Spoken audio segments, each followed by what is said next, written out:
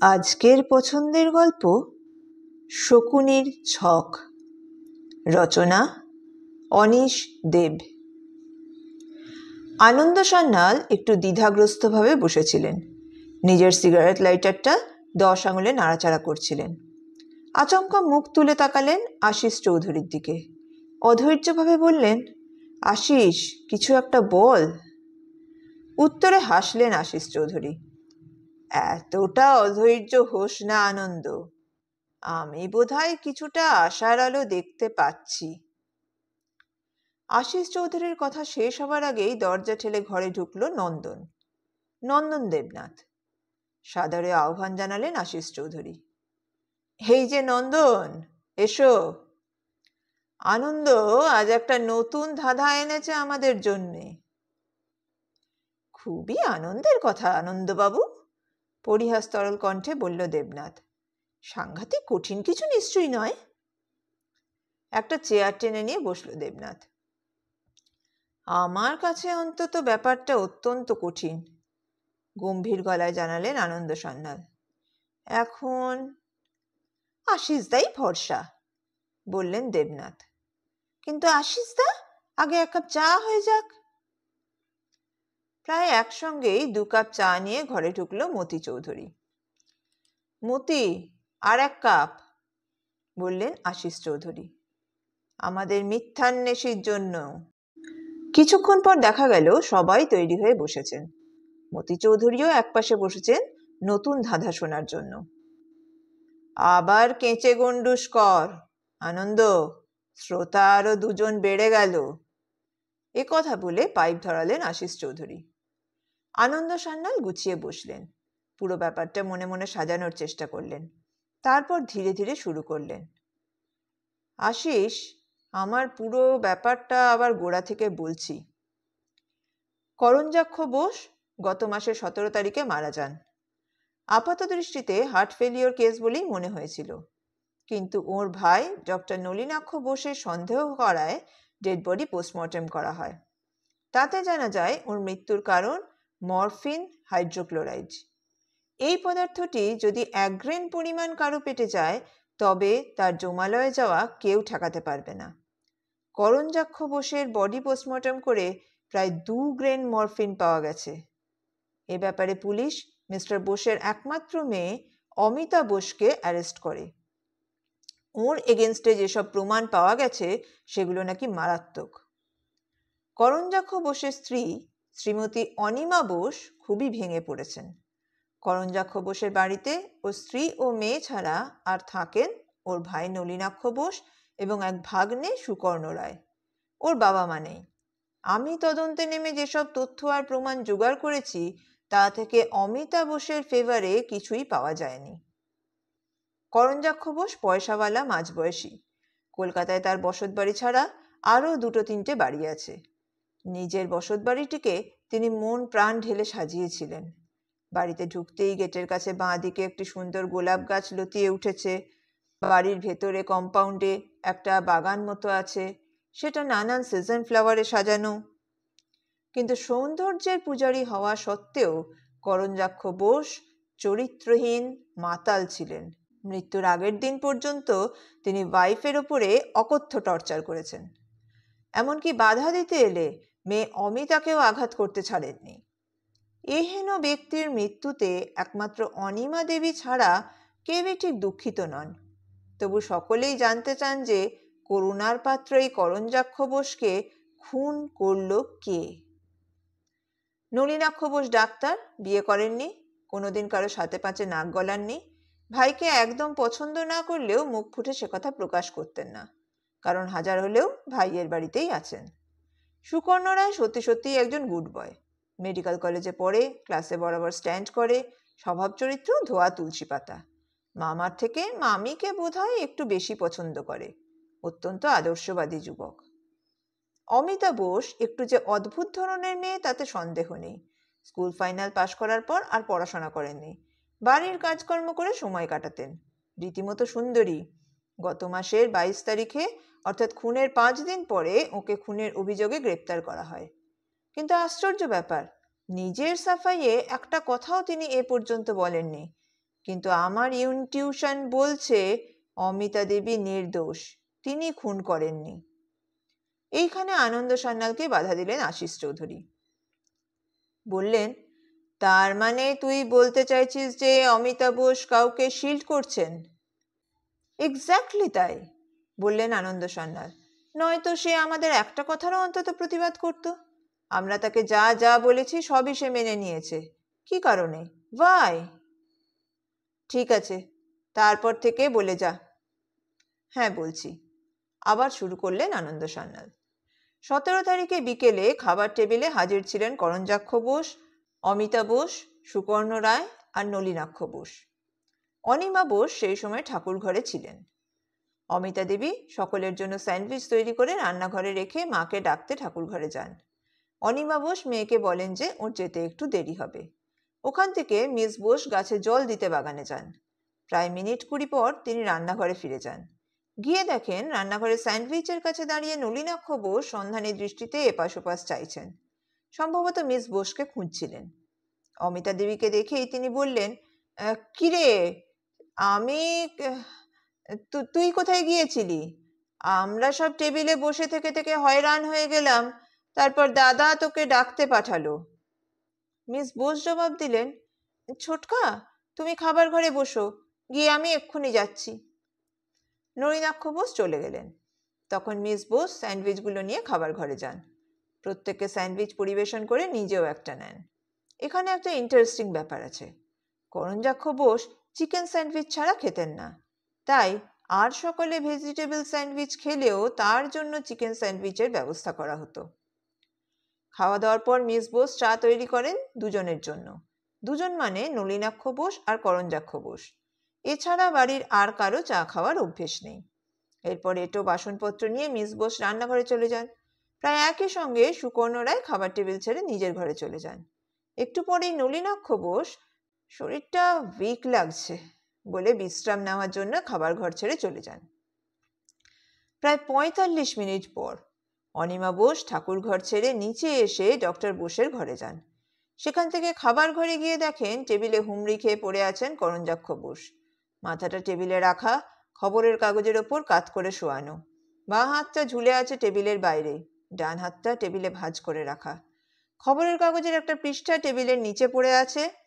Mrs বোসের চিৎকারে সবাই ওই ঘরে এসে হাজির হয় এবং দেখা যায় যে করঞ্জাক্ষ বোস মারা গেছেন। সকলের জবানবন্দি নিয়ে জানতে পেরেছি স্যান্ডউইচে বিষ মেশানোর সুযোগ পেয়েছিলেন 3 জন, অমিতা বোস, অনিমা বোস ও নলিনাক্ষ বোস। যেই বিষ দিয়ে থাকুক না কেন, সে এটা জানতো যে চিকেন স্যান্ডউইচটা শুধুমাত্র করঞ্জাক্ষ বোসের জন্য। আমরা পরে ঘরের কোনায় একটা ছেঁড়া লেবেল কুড়িয়ে পাই। তাতে লেখা ছিল মরফিন হাইড এবং তার নিচে লেখা ছিল গ্রেইনস 1/2। তবে তাতে কোনো ছাপ টাপ পাওয়া যায়নি। মোটিভের ব্যাপারে আমরা অনিমা বোস, নলিনাক্ষ বোস ও সুকর্ণ রায়কে বাদ দিতে বাধ্য হয়েছি, কারণ করঞ্জাক্ষের বিলে ওর স্থাবর অস্থাবর সমস্ত সম্পত্তি দিয়ে গেছেন মিস অমিতা বোসকে। এছাড়া মদ্যপ চরিত্রহীন পিতা যে নিজের স্ত্রীর ওপর দিনরাত অকথ্য অত্যাচার করত, তার জন্য মিস বোসের মনে নিশ্চয়ই এতটুকুও দয়া, মমতা বা ভালোবাসা ছিল না। তাই অমিতা বোসের এই চাপা রাগের বিস্ফোরণ ঘটেছে এই খুনের মধ্য দিয়ে। একমাত্র নিরুপায় হয়েই আমরা এ ধরনের মোটিভের কথা চিন্তা করেছি, কিন্তু অনেকেই সন্দেহ প্রকাশ করছেন যে মেয়ে হয়ে বাবাকে খুন করা প্রায় অসম্ভব, অথচ কোনো প্রমাণ কিংবা আশার আলো আমি দেখতে পাচ্ছি না। আনন্দ সান্যাল একটু থেমে দম নিলেন, তারপর আবার বলতে শুরু করলেন। ঘটনার দিন বিকেল 4টের কিছু আগে প্রতিদিনের মতোই নলিনাক্ষ বোস বেড়াতে বেরিয়েছিলেন। ফেরার সময় বাড়ির দরজায় যে গোলাপ গাছ আছে তার কাঁটায় হাত লেগে ডক্টর বোসের বাঁ হাত খুব সামান্য ছড়ে গিয়ে একটা ক্ষতের সৃষ্টি হয়। মিসেস বোস 5:45-এর সময় ঠাকুর ঘর থেকে নিচে নেমে আসেন। প্রথমে তিনি দেওয়ারের ঘরে যান কয়েকটা অ্যাসপিরিনের ট্যাবলেটের জন্য, কারণ ওর মাথা ধরার হ্যাবিট ছিল। ট্যাবলেট নেওয়ার পর অসাবধানতাবশত ডক্টর বোসের বাঁ হাতের সঙ্গে ওর হাতে ধাক্কা লাগে। তখনই নলিনাক্ষ বোস জানান যে ওর হাতে সামান্য চোট লেগেছে, তাই তিনি একটু ব্যথা পেয়েছেন। অ্যাসপিরিন নিয়ে ফিরে যাওয়ার সময় মিসেস বোসের টিফিন খাওয়ার কথা মনে পড়ে। খাওয়ার ঘরে ঢুকেই স্বামীকে শোয়া অবস্থায় পড়ে থাকতে দেখেই চিৎকার করে কেঁদে ওঠেন। তোকে তো সবই খুলে বললাম, এখন কিছু একটা ব্যবস্থা কর। আনন্দ সান্যাল কথা শেষ করে উদগ্রীব হয়ে তাকালেন আশিস চৌধুরীর দিকে। কি ব্যবস্থা? অমিতা দেবীকে ছাড়ানোর ব্যবস্থা, ছাড়া আর কি? কিছুক্ষণ চিন্তার পর আশিস মুখ তুললেন। তোর মনে হচ্ছে যে অমিতা বোস 100% নির্দোষ, ও কাউকে সিল্ড করার জন্য দোষ স্বীকার করেছে? একই প্রশ্নের পুনরাবৃত্তি করলেন তিনি। হ্যাঁ, এবারও একইভাবে আত্মবিশ্বাসী সুরে জবাব দিলেন আনন্দ সান্যাল। ঠিক আছে, আমি কাল করঞ্জাক্ষ বোসের বাড়িতে যাব, কিছু দেখাশোনা এবং এনকোয়ারির জন্য। নন্দনও আমার সঙ্গে যাবে। আমি একটা মোটামুটি স্কিম ঠিক করেছি, দেখি কাল কি হয়। আনন্দ সান্যাল উঠে দাঁড়ালেন। বিদায় নেওয়ার আগে বলে গেলেন, আশিস, অমিতার ফেভারে কিছু প্রমাণ তোকে জোগাড় করতেই হবে। মার্ডারার ধরা না পড়ে পড়ুক, কিন্তু একজন নির্দোষ যেন শাস্তি না পায়। আনন্দ সান্যাল চলে যাওয়ার পর আশিস চৌধুরী একটু হেসে মতি চৌধুরীর দিকে ফিরলেন। বললেন, মতি, আনন্দ মজেছে। কি? কথাটা ঠিক মতো খেয়াল না করায় প্রশ্ন করল দেবনাথ। কিছুই না, শুধু একটা নেমন্তন্ন খাওয়ার জন্য তৈরি থাকো বৎস, দীর্ঘশ্বাস ফেলে জবাব দিলেন আশিস চৌধুরী। পরদিন দুজনকে করঞ্জাক্ষ বোসের বাড়ির সামনে দেখা গেল। আশিস চৌধুরী দৃষ্টি বাধা পেল বাঁ পাশের গোলাপ গাছটায়। নিচু গলায় বললেন, আশ্চর্য, ভারী আশ্চর্য। কি হলো আশিসদা? আশিস চৌধুরীর কথার মানে বুঝতে না পেরে প্রশ্ন করল দেবনাথ। তেমন কিছু নয়। আচ্ছা নন্দন, তুমি জানো কি নাম এই গাছটার? হুম, মাথা নাড়ল দেবনাথ।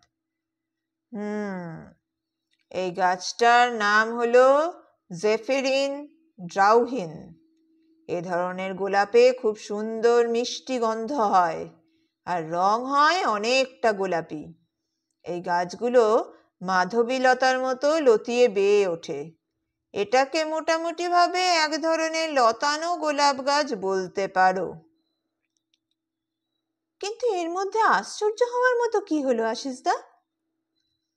সত্যি তাই নন্দন, আশ্চর্য হওয়ার মতো কিছুই হতো না যদি না এই গোলাপ গাছটার নাম জেফেরিন ড্রাউহিন হতো, নিস্পৃহ কণ্ঠে বললেন আশিস চৌধুরী। যাকগে, চলো এখন বাড়ির ভেতর যাওয়া যাক। দুজনে পায়ে পায়ে বাড়ির ভেতর ঢুকলেন। টুকরো বাগানটাকে পাশে ফেলে বসার ঘরে গেলেন। দেখলেন আনন্দ সান্যাল আগেই সেখানে হাজির হয়েছেন। তিনি যার সঙ্গে কথা বলছিলেন সম্ভবত তিনি সুকর্ণ রায়। ওদের ঢুকতে দেখে আনন্দ চেয়ার ছেড়ে উঠে দাঁড়ালেন। তারপর সুকর্ণ রায়ের দিকে ফিরে বললেন, মিস্টার রায়, এরা হলেন আশিস চৌধুরী আর নন্দন দেবনাথ, আমাদের লাইনে খুব নাম। নমস্কার প্রতি নমস্কারের পালা শেষ হলে আশিস চৌধুরী বললেন, আনন্দ, আমি একবার মিসেস বোসের সঙ্গে কথা বলতে চাই, তিনি বাড়িতে আছেন? একথার জবাব আনন্দ সান্যাল দিলেন না, দিলেন সুকর্ণ রায়।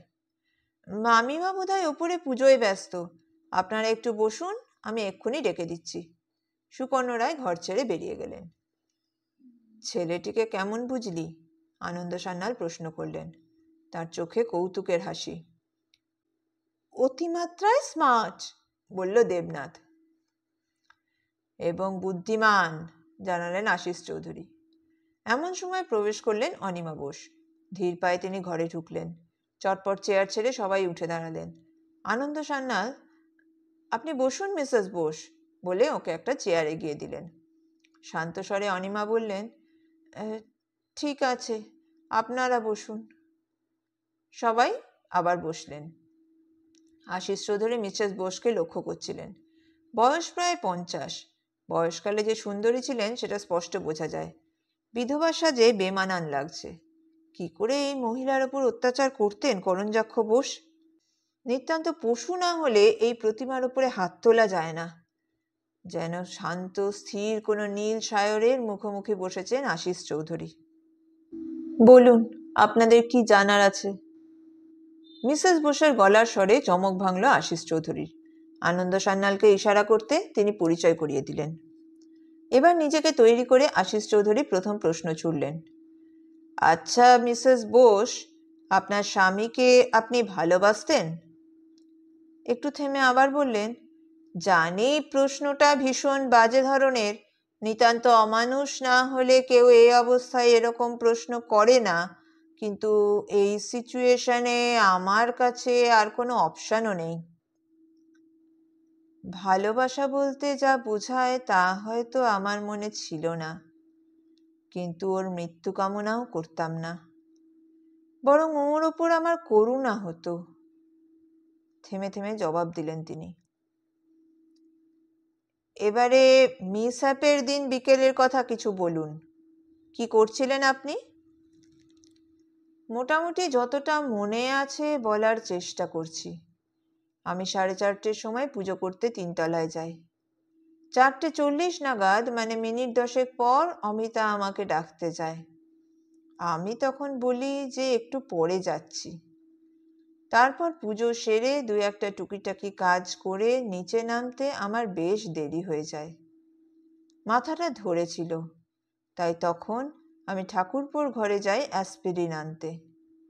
ট্যাবলেটের শিশিটা যখন ওর হাত থেকে নিই, তখন আমার হাতের বালাটা ঠাকুরপোর বাঁ হাতে লাগতেই ও উফ করে ওঠে।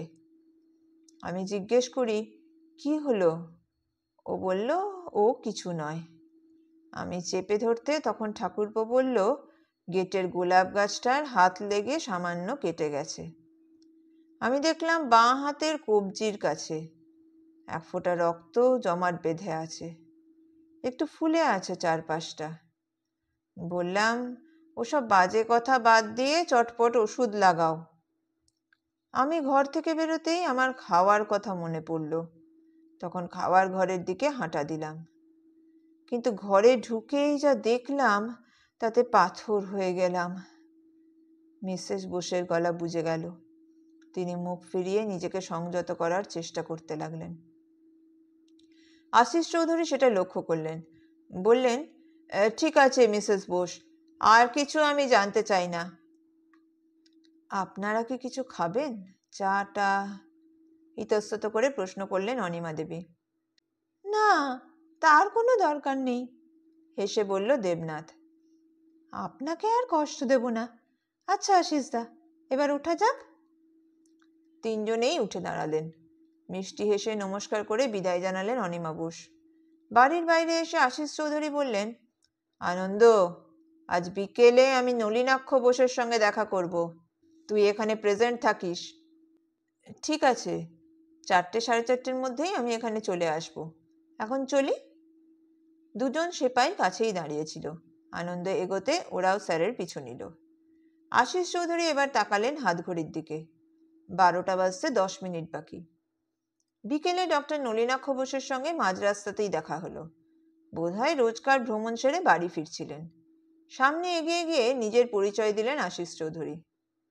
আমার নাম আশিস চৌধুরী। আমার যদি ভুল না হয়ে থাকে তবে আপনিই বোধহয় ডক্টর বোস। হ্যাঁ, আমি। কিন্তু ভদ্রলোকের কপালে ভাঁজ বেড়ে গেল। আপনি আমাকে চিনবেন না। ইন্সপেক্টর আনন্দ সান্যালের বন্ধু আমি।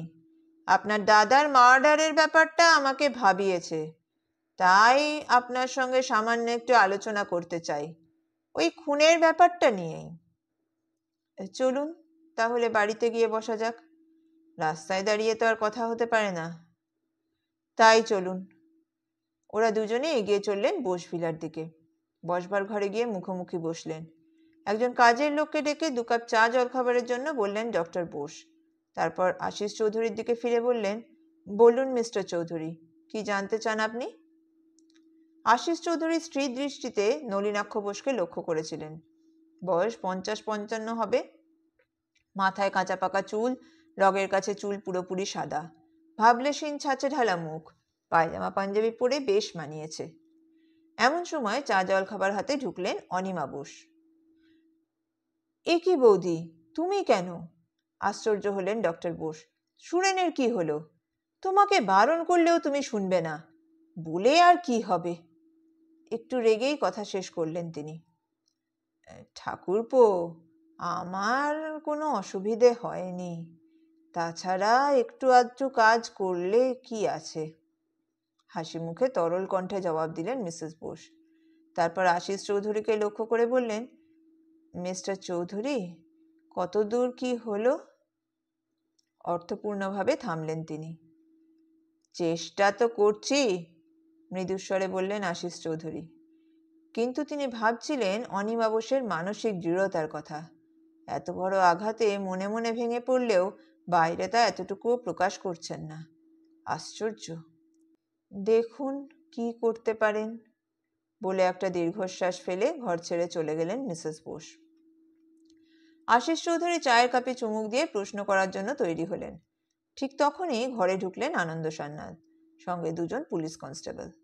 ওকে দেখেই ডক্টর বোস উঠতে যাচ্ছিলেন, সম্ভবত আর এক কাপ চায়ের কথা বলতে। ওকে বাধা দিলেন আনন্দ সান্যাল। না মিস্টার বোস, আমি চায়ের ব্যাপারটা সেরে এসেছি, ডোন্ট মাইন্ড। যাকগে, আশিস, আর দেরি কেন, শুরু করো, বলে বসলেন আনন্দ সান্যাল। আচ্ছা ডক্টর বোস, আপনি কি বাড়িতেই ওষুধপত্র রাখেন? প্রশ্ন করলেন আশিস চৌধুরী। হ্যাঁ। তার মধ্যে মরফিন হাইড্রোক্লোরাইড থাকে? হ্যাঁ, থাকে। ঘটনার দিন অথবা তার আগে কি আপনার কোনো ওষুধের ফাইল চুরি গিয়েছিল? আপনি যা হিন্টস দিচ্ছেন তা সত্যি, ইতস্তত করে জবাব দিলেন নলিনাক্ষ বোস।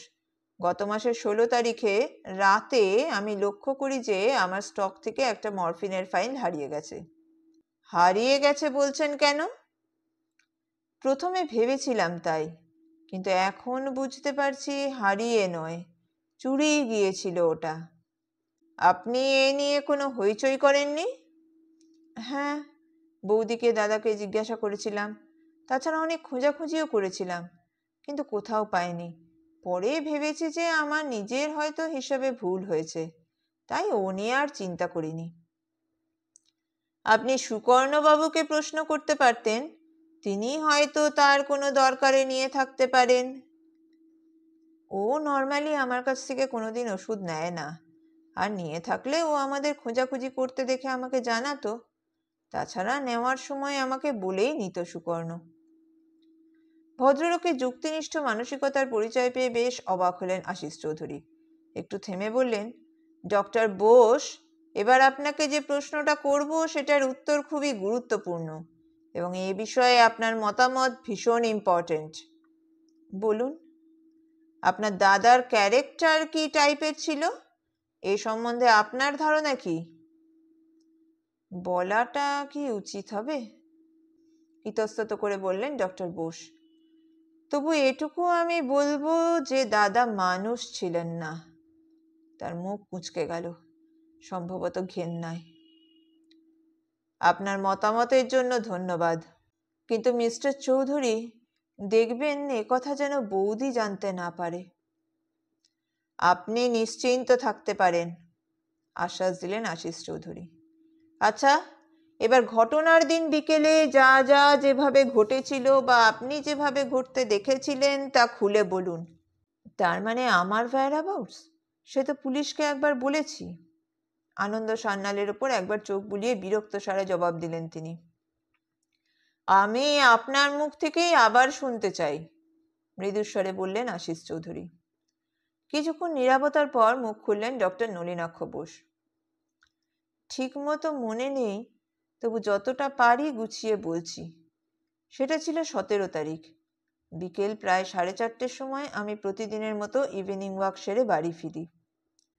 এই সময় বাধা দিলেন আশিস চৌধুরী। বললেন, তখন আপনার বাঁ হাতে গোলাপের কাঁটা ফুটে যায়? হ্যাঁ, স্বীকার করলেন ডক্টর বোস। ওটা খুব সামান্যই ব্যাপার, অথচ সেটা নিয়ে বৌদি হইচই কাণ্ড শুরু করে দিয়েছিল। আপন মনেই হাসলেন তিনি। তারপর আবার শুরু করলেন, বাড়ি ফিরে খাওয়ার টেবিলেই দেখা হলো দাদা আর সুকর্ণর সঙ্গে। আমিও গিয়ে বসলাম ওদের পাশে। এমন সময় অমিতা এসে ঘরে ঢুকলো।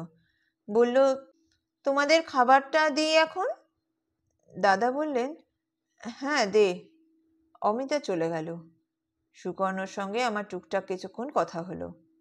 হঠাৎ দাদা বললেন, নলিন, দেখ তো অমিতা রান্নাঘরে এতক্ষণ ধরে কি করছে। আমি মিনিট খানেক পরেই উঠলাম। কটা বেজেছিল বলতে পারেন? জানতে চাইলেন আশিস চৌধুরী। 4:45 হবে। এক্স্যাক্টলি মনে নেই। যা হোক, রান্নাঘরে গিয়ে দেখি অমি সেখানে নেই। এপাশ ওপাশ তাকাচ্ছি, এমন সময় ও এসে ঢুকলো। আমি বললাম, কি রে অমি, তুই কোথায় গিয়েছিলি? আমরা সব টেবিলে বসে থেকে থেকে হয়রান হয়ে গেলাম, তারপর দাদা তোকে ডাকতে পাঠালো। ও জবাব দিল, ছোটকা, তুমি খাওয়ার ঘরে বসো গিয়ে, আমি এক্ষুনি যাচ্ছি। তখন আমি আবার ডাইনিং রুমে ফিরে আসি। দাদা তখন টেবিলে রাখা খবরের কাগজটা পড়ছিল আর সুকর্ণ চুপচাপ বসছিল। খাওয়া দাওয়ার পর অমিতা আমার আর দাদার জন্য চা তৈরি করে। বাড়ির আর কেউ চা খায় না। আমি টিপট থেকে চা ঢেলে দাদাকে দিই, নিজেও নিই। চা খাওয়ার পর অমিতা এঁটো কাপ টাপগুলো নিয়ে যায় রান্নাঘরে। সুকর্ণ উঠে চলে যায় নিচে। আমার শরীরটা ম্যাজম্যাজ করাতে আমিও আমার ঘরে গিয়ে শুয়ে পড়ি।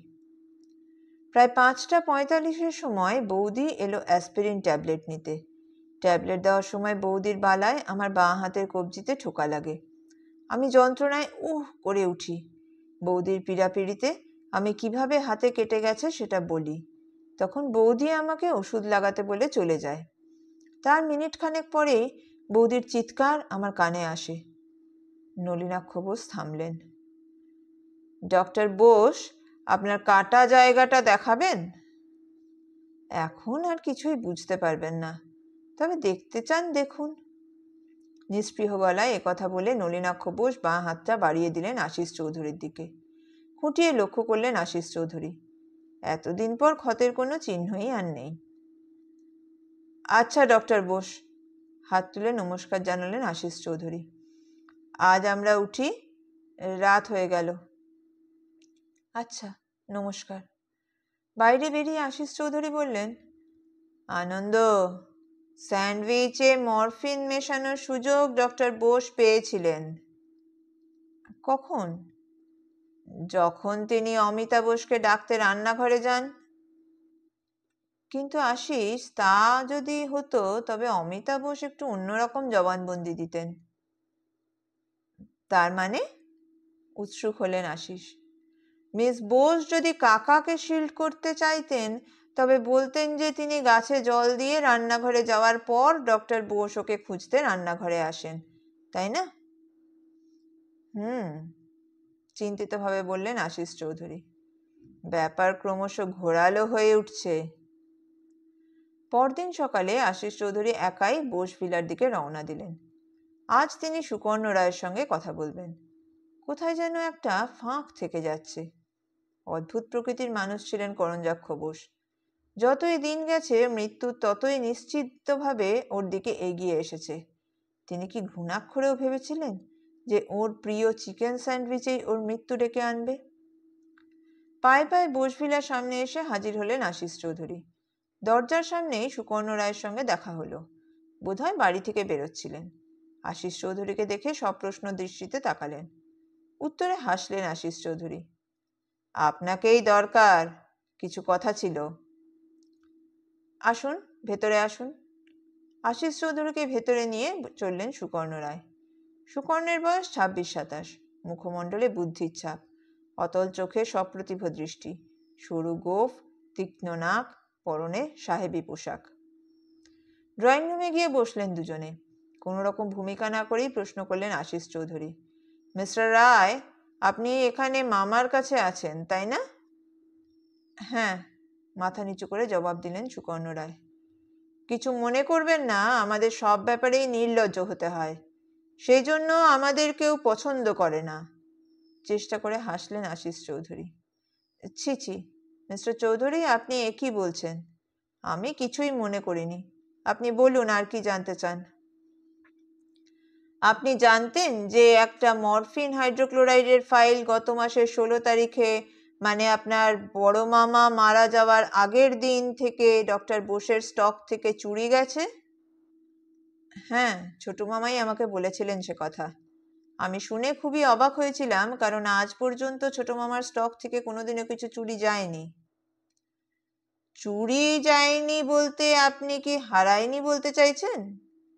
জিজ্ঞেস করলেন আশিস চৌধুরী। হ্যাঁ, কিন্তু পরদিন মরফিন পয়জনিং এ বড় মামা মারা যাওয়ায় এখন মনে হচ্ছে ওটা চুরিই গিয়েছিল।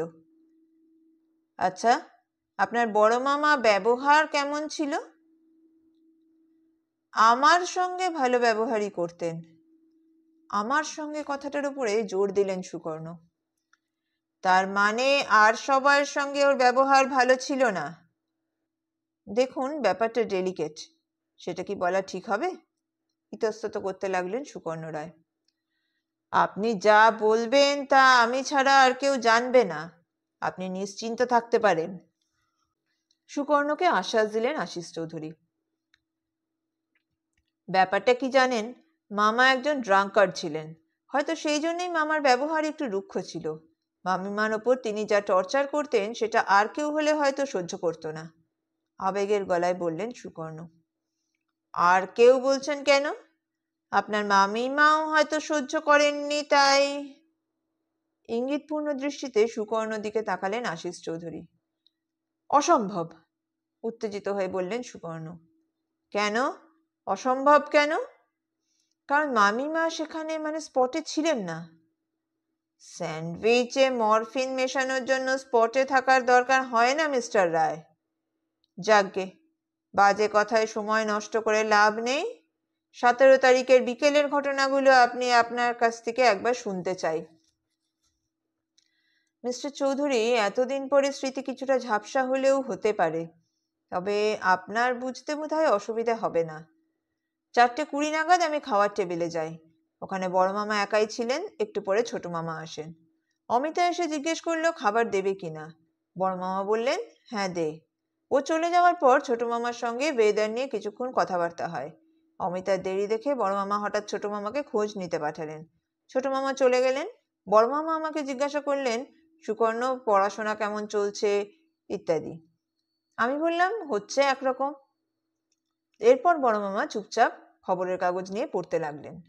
একটু পরে ছোট মামা এলেন। অমিতা এসে আমাদের খাবার পরিবেশন করলো। তারপর ছোট মামা আর বড় মামা চা খেলেন। চা খাওয়ার শেষে শরীরটা ভালো লাগছে না বলে ছোট মামা উঠে চলে গেলেন। আমিও প্রায় সঙ্গে সঙ্গেই খাওয়ার ঘর ছেড়ে নিজের ঘরে চলে যাই। অনেকক্ষণ পর মামিমা চিৎকারে ওপরে ছুটে যাই। গিয়ে দেখি বড় মামা টেবিলে পড়ে আছেন। থামলেন সুকর্ণ রায়।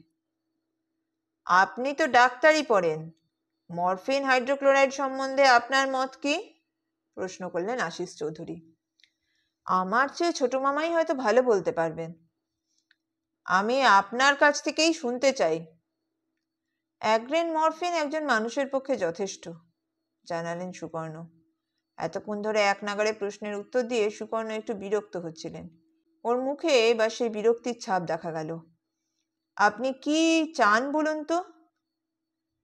আপনার বড় মামার আসল মার্ডারারকে খুঁজে বের করতে। অমিতাকে আপনি নির্দোষ মনে করেন? কিছুক্ষণ চিন্তা করে আশিস চৌধুরী বললেন, যদি বলি তাই। কিন্তু অমিতা নিজে কনফেস করেছে। সেটা আর কাউকে বাঁচানোর জন্য। আশিস চৌধুরীর কথাগুলো বজ্রপাতের মতো গিয়ে বাজল সুকর্ণ রায়ের কানে। হতভম্ব হয়ে বসে রইলেন তিনি। নিজের মনেই বিড়বিড় করতে লাগলেন, আর কাউকে বাঁচানোর? সুকর্ণ রায়কে বিহ্বল অবস্থায় রেখে নিঃশব্দে বোসভিলার বাইরে পা দিলেন আশিস চৌধুরী। একটা জিনিস তার কাছে পরিষ্কার হয়ে গিয়েছিল, সুকর্ণ রায়কে বাঁচানোর জন্য অমিতা বোস মিথ্যে কথা বলছেন না। আশিস দা, তার মানে একটা সিদ্ধান্তেই আমরা উপনীত হতে পারছি যে, সেটা হলো অমিতা বোস যাকে শিল্ড করতে চাইছেন তিনি অনিমা বোস ছাড়া আর কেউ নন। আশিস চৌধুরীর মুখ থেকে সব কথা শোনার পর বলল দেবনাথ। ঠিক তাই, বললেন আশিস চৌধুরী। কিন্তু কেন?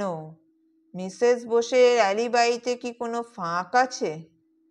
থাকতেই হবে এমন ফাঁক, যাতে অমিতা বোস মনে করছেন যে ওর মা ওই সময়টা স্যান্ডউইচে মরফিন মেশানোর কাজে খরচ করেছেন, তাই পুলিশের কোনো কথারই প্রতিবাদ করছে না। হতে পারে, কিন্তু আজই আমাকে অমিতা বোসের সঙ্গে দেখা করতে হবে। দেখি আনন্দকে একবার ফোন করে। বলে ফোনের রিসিভার তুলে নিলেন আশিস চৌধুরী। ডায়াল করলেন। হ্যালো, ইন্সপেক্টর সান্যাল আছেন? কথা বলছি। আশিস নাকি? আরে কি ব্যাপার, কিছু সূত্র পেলি নাকি, যাতে অমিতা বোসকে ছাড়ানো যায়? আর আসল মার্ডারার কে সেটা তোর জানার ইচ্ছে নেই? জেনে কি হবে? দারুণ জবাব দিলি, সাবাস। এই তো চাই। ভালোবাসার জন্য প্রমোশনের মোহ কজন ইন্সপেক্টর ছাড়তে পারে? ইয়ার্কি ছেড়ে আসল কথা বল। আজ আমি তোমার ইয়ের সঙ্গে থানায় দেখা করতে যাব, কিছু কথাবার্তা আছে। অমিতার সামনে আমার প্রেস্টিজ ডোবাস না মাইরি। কোনো ভয় নেই বৎস, শুধু গুরুর বচন ফলো করে যা। আমি বিকেলে যাচ্ছি, তুই থাকিস। আচ্ছা। রিসিভার নামিয়ে রাখলেন আশিস চৌধুরী। তারপর মতি চৌধুরীর দিকে ফিরে বললেন, ভালো দেখে একটা শাড়ি কিনে রেখো। মতি চৌধুরীর চোখে অর্থহীন দৃষ্টি দেখে আবার বললেন, কাল পরশুই আমি এ ব্যাপারটার একটা হেস্তনেস্ত করে ফেলবো, আর আমার ধারণা যদি ভুল না হয় তবে তারপরই। ভুরু নাচিয়ে হাসলেন আশিস চৌধুরী। সানাই বাজবে। আশিস চৌধুরীর মুখোমুখি বসে শ্রীমতী অনিমা বোস। দুজনের মধ্যে ব্যবধান শুধু একটা আয়তাকার কাঠের টেবিলের। আশিস চৌধুরীর ডান পাশে একটা চেয়ারে দখল করে বসেছেন আনন্দ সান্যাল। এক অদ্ভুত মনোযোগ দিয়ে তাকিয়েছিলেন অমিতা বোসের বিষাদমধুর মুখের দিকে। মিস বোস, নিস্তব্ধতা ভাঙলেন আশিস চৌধুরী। গত 17 তারিখের ব্যাপারগুলো আমাকে একটু খুলে বলুন, খুঁটিনাটি কিছুই বাদ দেবেন না। অমিতা বোস মুখে বিরক্তির ছায়া খেলে গেল। কিছুক্ষণ চুপ করে থেকে মুখ খুললেন তিনি। দেখুন মিস্টার চৌধুরী, আশিস চৌধুরী। দেখুন মিস্টার চৌধুরী, আমার ঠিক মতো সবকিছু মনে নেই, তবু যা যা মনে আছে বলছি। ঘটনার দিন বিকেলে প্রায় 4:30 নাগাদ আমি খাওয়ার ঘরে যাই। তখন সেখানে ছিলেন ছোট কাকা, সুকর্ণদা ও বাবা। আমি জিজ্ঞেস করি খাবার আনবো কিনা। তখন বাবা বললেন, হ্যাঁ দে। আমি স্যান্ডউইচগুলো আনতে রান্নাঘরে যাই। তারপর মায়ের কথা মনে পড়তে স্যান্ডউইচগুলো রেডি করে মাকে ডাকতে 3তলায় ঠাকুর ঘরে গেলাম। মা পুজো করছিল। আমি ডাকতে বলল, যাচ্ছি, যা। সেখান থেকে আমি গাছে জল দেবার জন্য বাগানে যাই। গাছে জল দিয়ে রান্নাঘরে ফেরার পথে মাকে আর একবার তাড়া দিয়ে গেলাম। ফিরে গিয়ে দেখি ছোট কাকা রান্নাঘরে ঢুকে ওদিক ওদিক দেখছেন। আমাকে দেখে বললেন যে বাবা নাকি দেরি হচ্ছে দেখে আমাকে ডাকতে পাঠিয়েছেন। ট্রের ওপর স্যান্ডউইচগুলো সাজানোই ছিল। ছোট কাকা চলে যাওয়ার পর আমি সেগুলো খাওয়ার ঘরে নিয়ে গেলাম। এইখানে বাধা দিলেন আশিস চৌধুরী। বললেন, আচ্ছা 1 মিনিট, রান্নাঘরে স্যান্ডউইচগুলো যেভাবে রেখে আপনি মিসেস বোসকে ডাকতে গিয়েছিলেন, ফিরে এসেও কি দেখেন যে সেগুলো সেভাবেই রয়েছে? না মানে, আমার ঠিক মনে নেই, বোধহয় ঠিকই ছিল। আর ওগুলোকে কেই বা হাত দেবে? সত্যিই তো, আর কেই বা হাত দেবে? খুনি ছাড়া আর কারো তো হাত দেবার কোনো দরকার ছিল না। কি বলতে চাইছেন আপনি? তার মানে ছোটকা এবং অনিমা বোস এবং সুকর্ণ রায় এবং অমিতা বোস। আশিস চৌধুরীর কণ্ঠস্বর যেন মিছরি মাখা ছুরি। আনন্দ সান্যাল চেয়ারের তলা দিয়ে বাঁ হাত বাড়িয়ে আশিস চৌধুরীর ছোট্ট চিমটি কাটলেন। চাপা গলায় বললেন, আশিস, কি হচ্ছে এসব? আশিস চৌধুরী বন্ধুকে আশ্বস্ত করার জন্য প্রসঙ্গ পাল্টালেন। যাকগে, ওসব ছেড়ে দিন মিস বোস, আপনি বরং তারপর থেকে বলুন। অমিতা বোস ধীর স্বরে আবার শুরু করলেন। কিছুক্ষণ পর আমি খাবার নিয়ে গেলাম। সবার খাওয়ার পর বাবা আর ছোট কাকার জন্য চা তৈরি করলাম। খাওয়ার পর চুকে গেলে আমি এঁটো কাপ প্লেটগুলো নিয়ে রান্নাঘরে যাই। ওগুলো ধুয়ে মেজে পরিষ্কার করে গুছিয়ে রাখার সময় হঠাৎ মায়ের চিৎকার শুনে ছুটে খাবার ঘরে যাই। গিয়ে দেখি বাবা টেবিলে লুটিয়ে পড়ে আছেন। বুঝলাম বাবা আর নেই। দুহাতে মুখ ঢাকলেন অনিমা বোস। মিস বোস, আশ্বাস ও সান্ত্বনার স্বরে বললেন আনন্দ সান্যাল, দয়া করে ধৈর্য হারাবেন না। আপনার বাবার জঘন্য খুনের জন্য যে দায়ী তাকে আমরা কোর্টে তুলবই। আমি দায়ী? আমিই দায়ী, আমাকে ফাঁসি দিন আপনারা, কান্নায় ভেঙে পড়লেন অমিতা বোস। আশিস চৌধুরী আনন্দ সান্যালের দিকে অর্থপূর্ণ দৃষ্টিতে একবার তাকালেন, তারপর অমিতা বোসের দিকে চেয়ে বললেন, মিস বোস, আপনার মা খুন করেননি, she is clean. Amita Bose মাথা নিচু করে বসেছিলেন। এ কথায় যেন মন্ত্রের মতো কাজ হলো। চমকে মুখ তুলে তাকালেন। জল ভরা টানা চোখে বিহ্বল চাহনি, যেন নিজের কানকে বিশ্বাস করতে পারছেন না। বিস্ময়ে ওর মুখ থেকে বেরিয়ে এলো, মা নির্দোষ? হ্যাঁ মিস বোস, আপনার মা পুরোপুরি ইনোসেন্ট। হঠাৎই নিজের অবস্থার কথা অমিতা বোসের খেয়াল হলো। চোখের জল মুছে আশিস চৌধুরীর দিকে পরিপূর্ণ দৃষ্টি মেলে বললেন, আপনি হঠাৎ একথা বললেন কেন মিস্টার চৌধুরী? কারণ আমি বুঝতে পেরেছি যে আপনি অনিমা দেবীকে বাঁচানোর জন্য নিজের ঘাড়ে সব দোষ নিচ্ছেন। আপনার জবানবন্দিতে একটু আগেই আপনি বলেছেন, ফেরার পথে মাকে আর একবার তাড়া দিয়ে গেলাম। অথচ আপনার মা বলেছেন যে আপনি ওকে মাত্র একবারই ডেকেছেন। আপনার কথা মতো দুবার নয়। তার মানে দ্বিতীয়বার আপনার মা ঠাকুর ঘরে ছিলেন না। রান্নাঘরে ফেরার সময় আপনি হয়তো তাকে রান্নাঘর থেকে বেরোতে দেখেন। আপনার মা হয়তো অন্য কোনো তুচ্ছ কারণে ওখানে গিয়ে থাকবেন, কিন্তু আপনি ভাবলেন যদি পুলিশ এই কথা জানতে পারে তবে অনিমা বোস রেহাই পাবেন না। আপনি একরকম ধরেই নিয়েছিলেন যে আপনার মা এই খারাপ কাজটা করেছেন, তাই ওকে বাঁচানোর জন্য এ কথাটা চেপে গেলেন। অনিমা দেবী ওর জবানবন্দিতে এ কথাটা সামান্য বলেই উল্লেখ করেননি। কিন্তু মিস বোস, আপনার কোনো ভয় নেই, অনিমা দেবী কালপ্রিট নন। থামলেন আশিস চৌধুরী। মিস্টার চৌধুরী, কি বলে যে আপনাকে ধন্যবাদ দেব জানি না। আনন্দে অমিতা বোসের গলা বুঝে গেল। ওর চোখে সজীব প্রাণবন্ত ভাব আবার ফিরে এলো। আশিস চৌধুরী বললেন, মিস বোস, এবার জানা গেল যে স্যান্ডউইচে বিষ আপনি মেশাননি, মাও মেশাননি, ধরিয়ে দিলেন অমিতা বোস। সম্ভবত আপনার মা যদি হত্যাকারী না হন তবে আমিই বোধহয় সবচেয়ে খুশি হব। তাহলে কি? সন্দেহ কুটিল ছায়া কেঁপে উঠল অমিতা বোসের চোখের পাতায়। তাহলে কি? ঠিকই ধরেছেন। আপনি যে নির্দোষ সেটা আপনার মুখ থেকে শোনার দরকার ছিল। আনন্দ সান্যাল পরিস্থিতির গুরুত্ব উপলব্ধি করতে পেরে তাড়াতাড়ি বলে উঠলেন, মিস বোস, আপনি মিছিমিছি ভয় পাচ্ছেন। আপনার মা মানে অনিমা বোসের সপক্ষে প্রমাণ আমরা পেয়েছি। খুনি হয় সুকর্ণ বোস, নয় ডক্টর নলিনাক্ষ বোস। আনন্দ সান্যালের আশ্বাসে কিছুটা হয়তো কাজ হলো, কারণ অমিতা আর কোনো রকম অস্থির ভাব দেখালেন না। মাথা নিচু করে চুপ করে বসে রইলেন। আচ্ছা মিস বোস, আবার শুরু করলেন আশিস চৌধুরী, আপনি কাকে সন্দেহ করেন?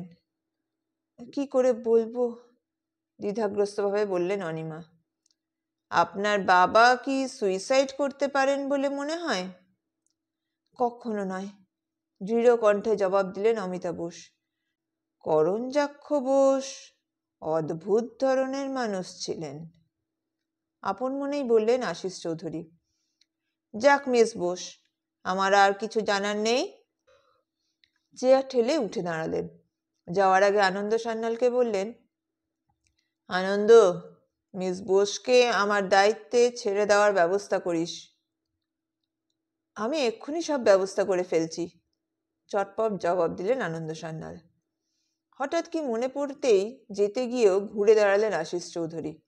বললেন, ও ভুলেই গিয়েছিলাম, আনন্দ, মরফিনের ছেঁড়া লেবেলটা আমাকে দে এক্ষুনি। দিচ্ছি, 5 মিনিট অপেক্ষা কর। ঘর ছেড়ে বেরিয়ে গেলেন আনন্দ সান্যাল। কিছুক্ষণ অখণ্ড নীরবতার পর আশিস চৌধুরী বললেন, আপনার এই রিলিজের জন্য আনন্দকে আপনার ধন্যবাদ দেওয়া উচিত।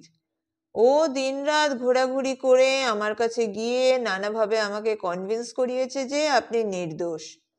তখনই আমি কেসটা টেক আপ করেছি। অমিতা বোস কোনো কথা বললেন না। আনন্দ সপক্ষে কিছু বলতে পেরে একটু হালকা হলেন আশিস চৌধুরী। এমন সময় একটা সাদা খাম নিয়ে ঘরে ঢুকলেন আনন্দ সান্যাল। এই নে তোর মরফিনের লেবেল।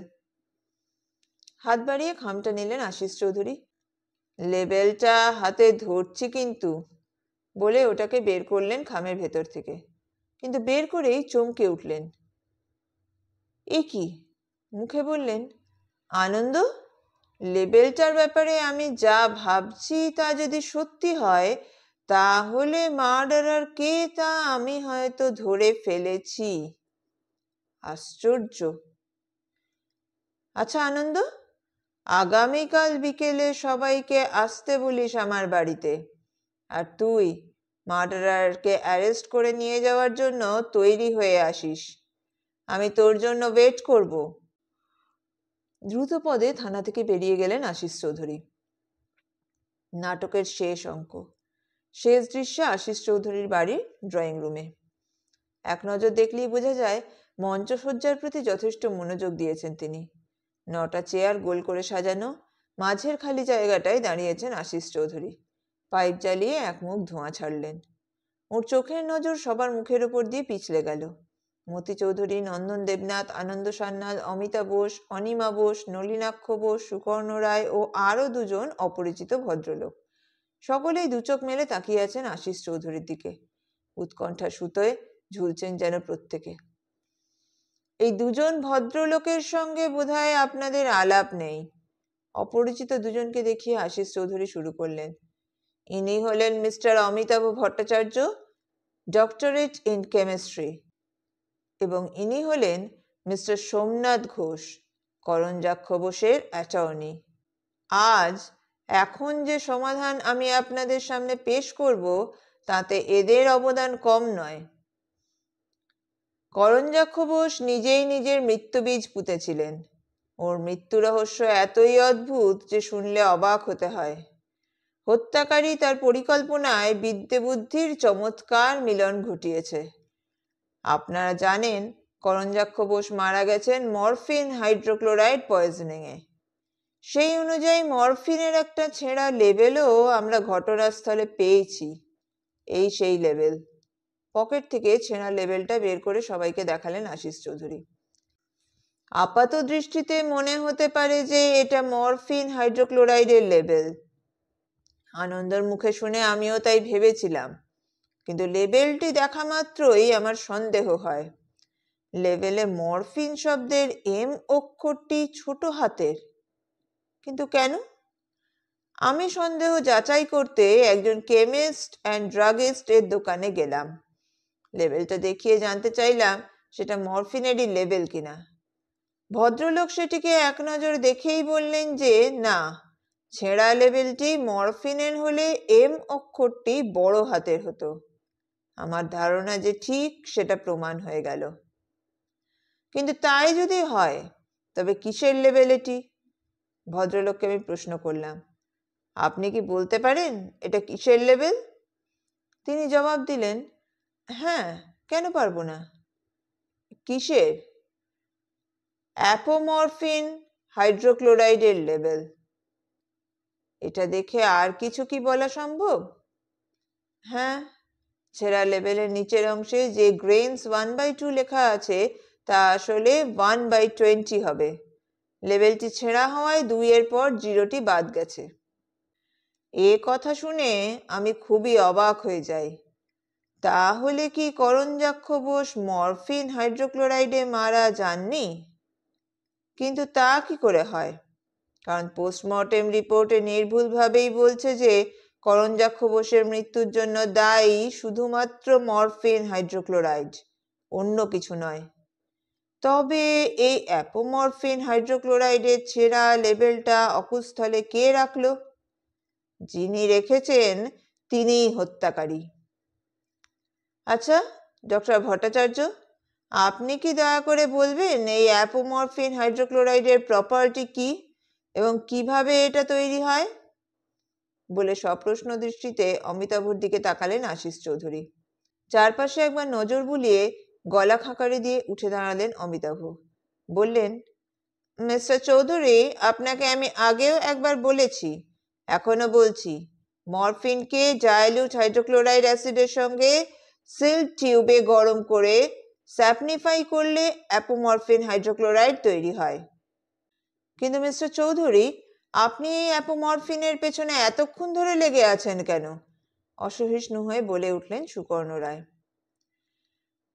কারণ এর যথেষ্ট গুরুত্ব আছে মিস্টার রায়। ওই যে ওষুধটার কথা আমরা এতক্ষণ ধরে আলোচনা করছি, এটাই হত্যাকারীর সবচেয়ে ইন্টেলিজেন্ট স্টেপ, এবং সেটা হয় আপনি নয় ডক্টর নলিনাক্ষ বোস। আমি?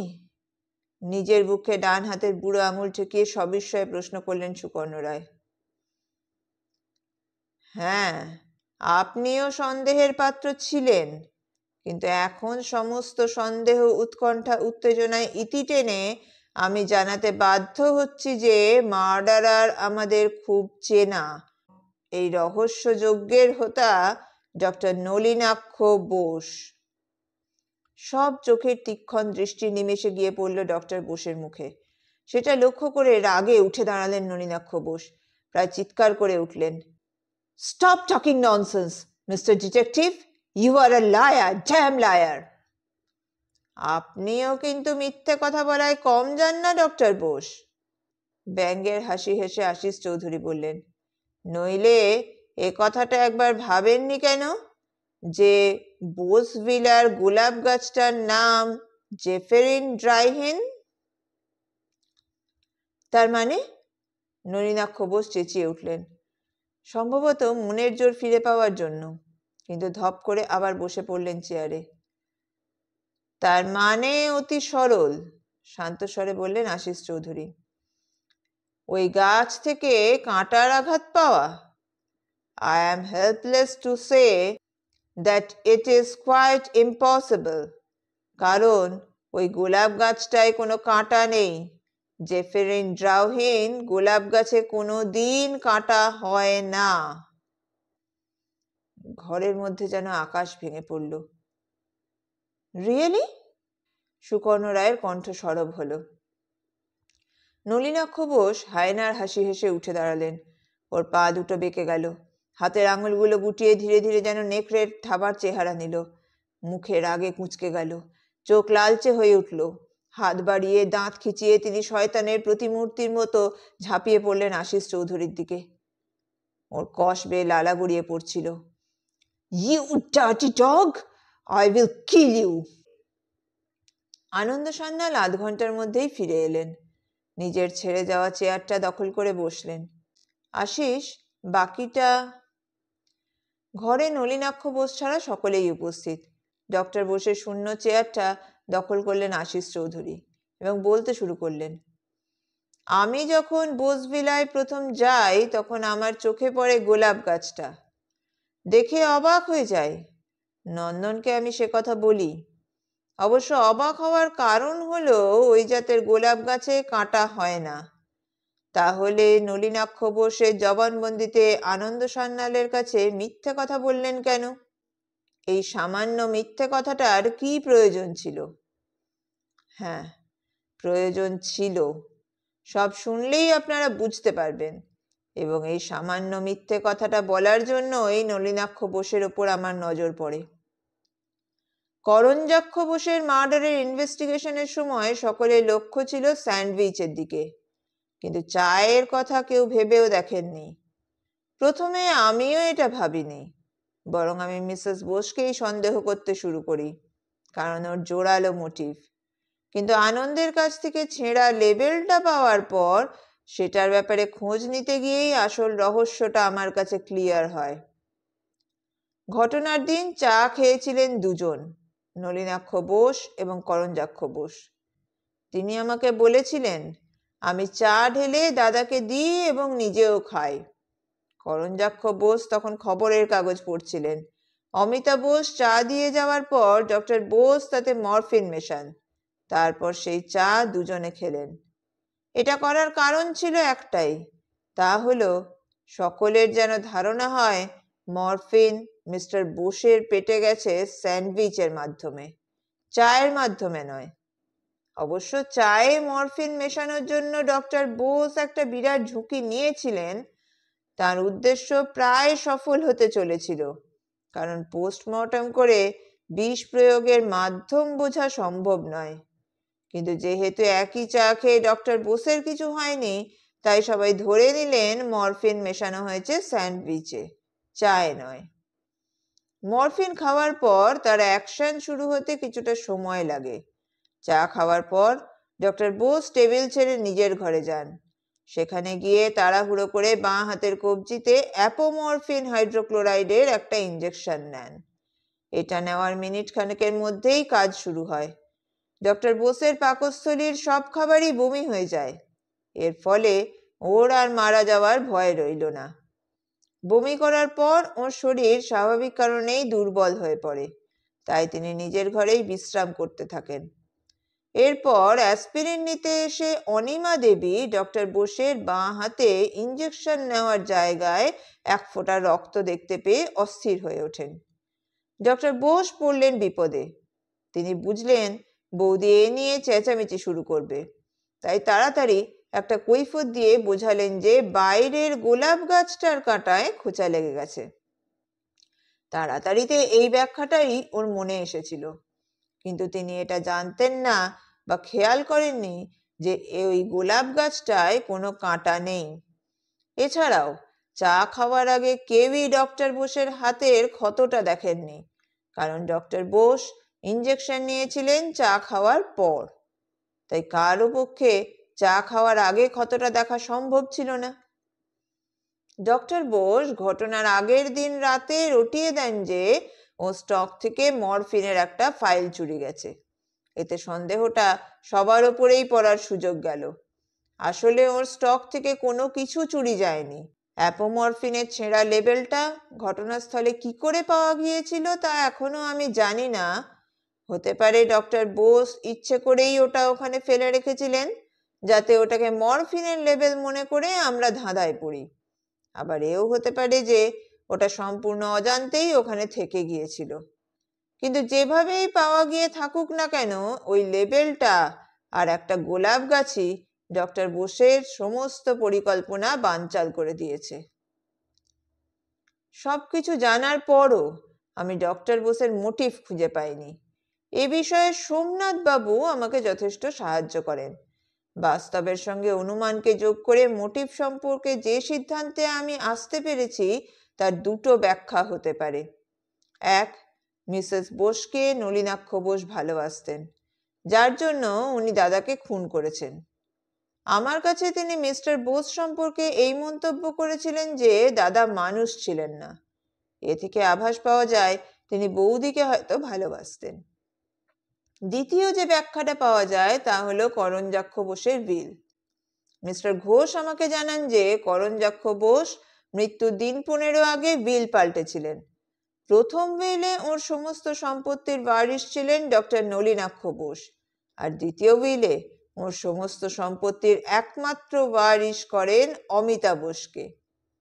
আমরা ভেবেছিলাম যে খুনটা করেছেন অমিতা বোস, মোটিভ করঞ্জাক্ষ বোসের বিল। কিন্তু এমনও তো হতে পারে নলিনাক্ষ বোস উইল পাল্টানোর কথা না জেনেই খুনটা করেছেন। এই সম্ভাবনাটার কথাও আমরা প্রথমে ভেবে দেখিনি। প্রকৃতপক্ষে ঘটেছিল ঠিক তাই। নলিনাক্ষ বোস উইল পাল্টানোর কথা জানতেন না। তিনি ভেবেছিলেন যে ওয়ারিশ তিনিই আছেন, তাই এক ঢিলে দুই পাখি মারার জন্য তিনি খুনের ঝুঁকি নিলেন। আশিস চৌধুরী থামলেন। ঘরে উপস্থিত প্রত্যেকেই এক মনে শুনছিলেন। আশিস চৌধুরী থামতেই আনন্দ সান্যাল বললেন, আশিস রিয়েলি ব্রিলিয়ান্ট। অনিমা বোসের বুক ভেদ করে একটা গভীর দীর্ঘশ্বাস বেরিয়ে এলো। কয়েকদিন পরের কথা। আশিস চৌধুরী বাড়িতে বসে আছেন। কাছেই একটা মোড়ায় বসে একমনে সেলাই করছেন মতি চৌধুরী। এমন সময় এসে হাজির হলেন আনন্দ সান্যাল এবং অমিতা বোস। কিরে, ব্যাপার কি? চোখ নাচিয়ে প্রশ্ন করলেন আশিস চৌধুরী। এই এলাম আর কি, জবাব দিলেন আনন্দ সান্যাল। বস।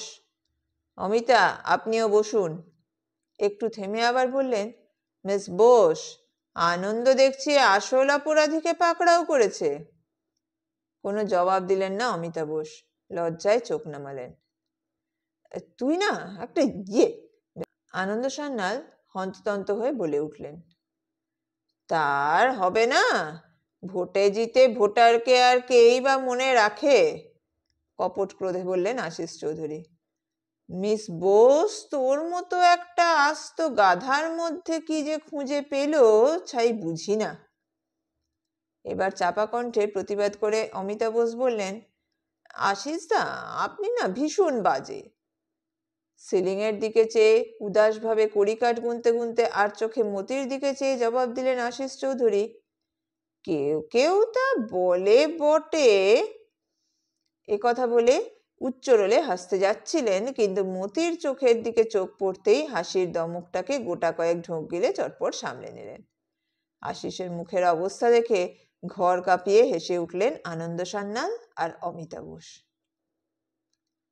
পাঠ ভালো লাগলে একটি লাইকের মাধ্যমে তা জানিয়ে যান। আর এরকম গল্প আরও শুনতে চ্যানেলটি সাবস্ক্রাইব করতে ভুলবেন না। ধন্যবাদ।